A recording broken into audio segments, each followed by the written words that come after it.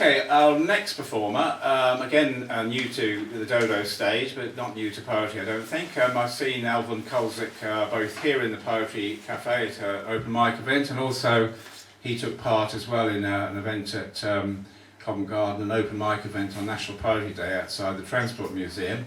We're delighted to have ALVIN here, so please welcome for the first time to Dodo Modern Poets, ALVIN CULZAC.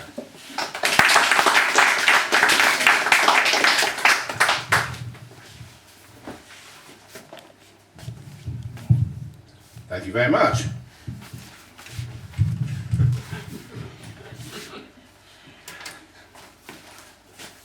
Okay, my set is a journey. I'd like to take you on a travel. And the first place of call is Germany.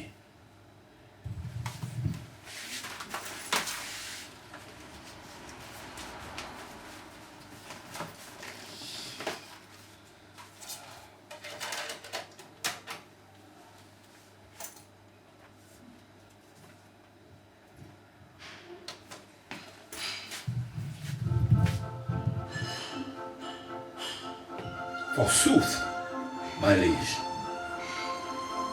I did pause to wonder, what the hell was I doing in Bavaria?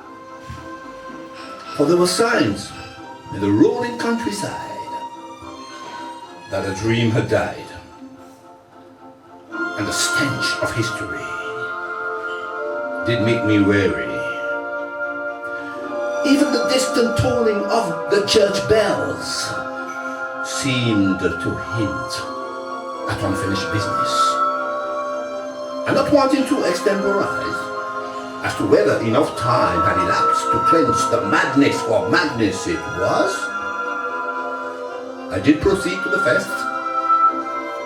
Alas, when I got there, I found that I had time to ponder and ask myself, did I journey thus far over land and sea on this October day, just to be able to say that I had breakfast for breakfast? As I stood to recover a lost fennec that lay glinting at my feet, my back gave warning that some things are best left undisturbed. The only consolation that I could recall was that the Oompa Band did give way at dawn. The following morning, I did not hear the milkmaid as she entered my lair, for she was soft of feet, her bosom plump, and she had scented fair, waist-length hair. I was ensconced beneath the hot rivulets of a pulsating shower. The cacophony kept me half in slumber, but I awoke sharply to find myself being lathered from head to toe by the soapy hands of temptation. I will admit that my penis did rise to the occasion and was outstanding. But nothing lost, nothing lost. For this situation, although agreeable, was in reality a mere manifestation of a long-lost purity. Her hands were firm, yet pleasing to the touch. My flesh was weak and was totally compliant, for she had the power to inflict pain and pleasure in a totally disproportionate manner. And so she did extract my essence of life and rendered me senseless at her feet. I was so enraptured by her beauty, it left me breathless. All I could say was, Danke, Danke! And is there anything that I can do for you?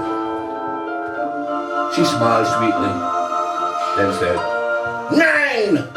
Nein, meine Schwarze Engländer! Auf Wiedersehen.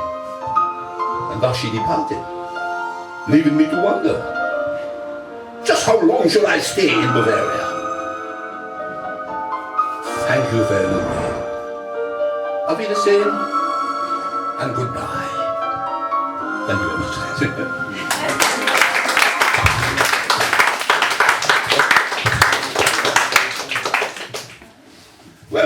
After leaving Germany, I came back to Blighty, and they were having an election. MPs and government ministers were all over the boroughs. And last night, a government minister knocked on my door. And I said, I know you. And he said, yes, I know. But I am a wonderful person and an honest politician. That's not in dispute here. It is well documented.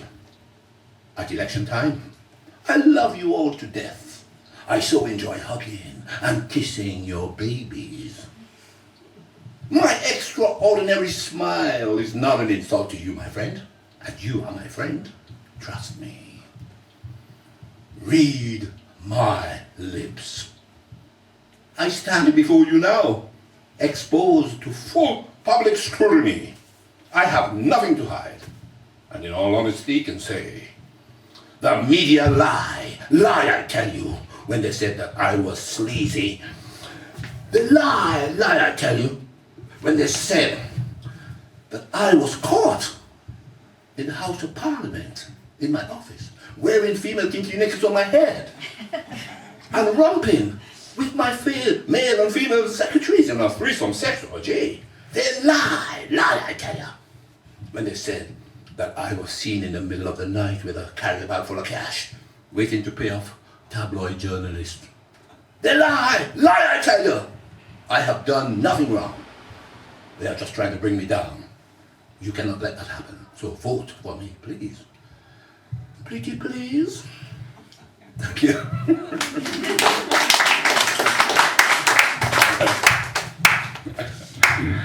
But he did help me find a job.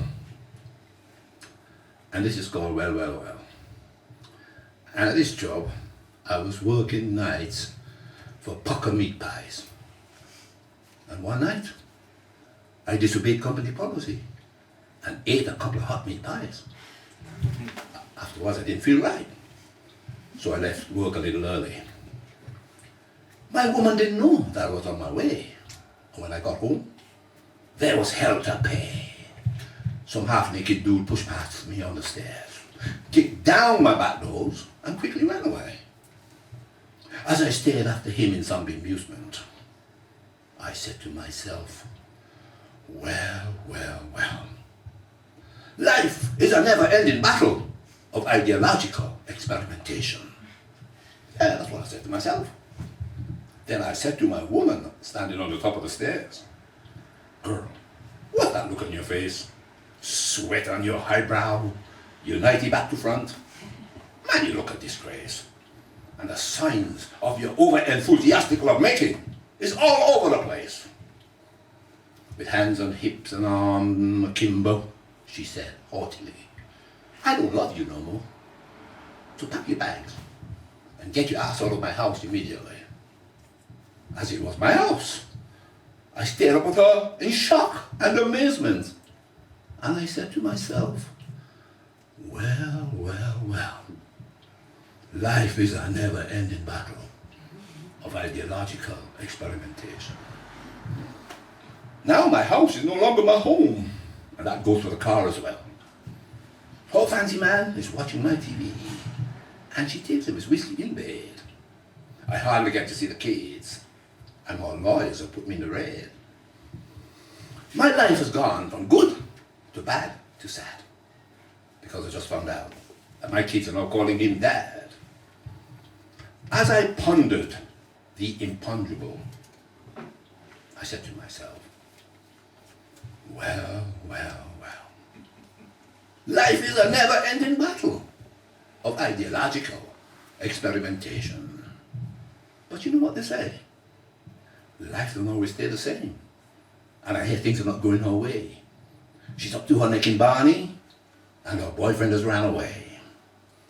I now have myself a good woman who'll do anything to please me. What's hers is mine, and what's mine is mine. And that suits me just fine. She walks around the house real sexy and bring me my whiskey in bed. Now I'm no longer sad because her kids and my kids are now calling me Dad. Last night, as I snuggled into her bosom, there was Footy on the telly, yeah. Her lips were moist and sexy as she whispered into my ear, "Darling, that offside rule wasn't fair." That was when I had a final thought, and I said to myself, well, well, well. Life is a never-ending battle of ideological experimentation. Thank you.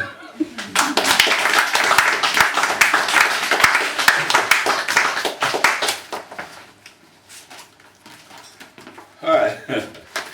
So let's continue to travel. And let's go over to the other side of the pond. I decided to take part in the American dream. And so, this is called 4x4. I had a domestic setup. So cute. I thought I had it made. My life was as sweet as honey. I was out most night drinking and spending loads of blinking money. But out of the blue, my woman said, "Damn you." And she started acting really funny. She said that I was no good and that I was treating her like a blooming skivvy. She took my stuff, threw him on the door. But that wasn't enough. So she got into her 4x4 and really messed them up. Now, my widescreen TV was all in pieces. My CD and DVD in the dust. It just happened to be raining. So now my computer was full of rust. Lord have mercy. There was something she needed to know. I was going to sort it all out. On the telly, yeah. On that Jerry Springer show.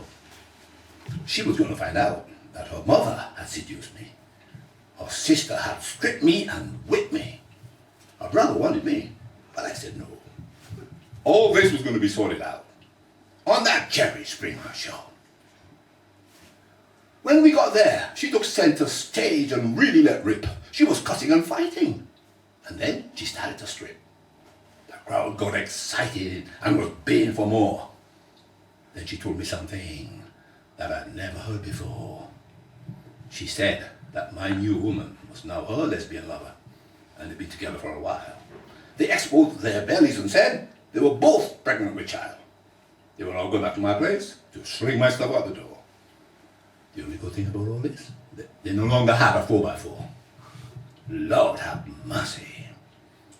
There was something else she needed to know, and there was nowhere else better to tell her than right there, on that Jerry Springer show. Her best friend's been sneaking into my bed. And her favorite auntie, she's pregnant as well. Her daddy wanted me, but I said no. All this was sorted out. Yeah, all this was sorted out on that Jerry Springer show. Thank you.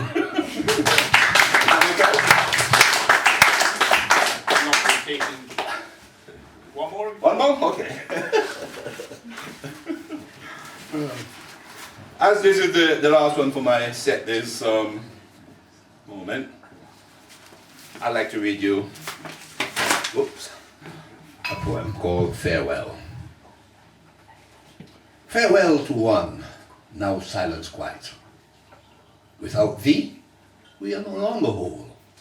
For indubitably great sophistry did smite and took away our brethren's soul.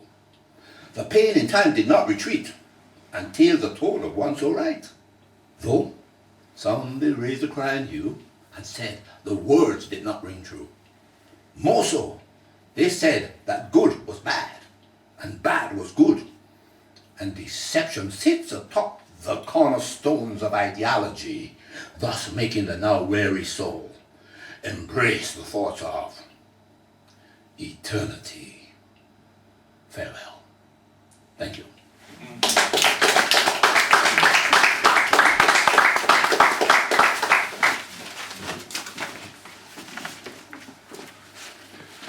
Great, that was ALVIN CULZAC. So big applause please for ALVIN's first set tonight. Look forward to hearing ALVIN again after the interval. Our next poet, Loretta Tomlinson, is from a drama background, so she's fairly new to performance poetry, but she's been actively involved in things like the Arundel Festival. She was the West Sussex County playwright. She will be assisted tonight on one of her poems, I know at least, by Carl Hopkins. So would you please welcome Loretta Tomlinson.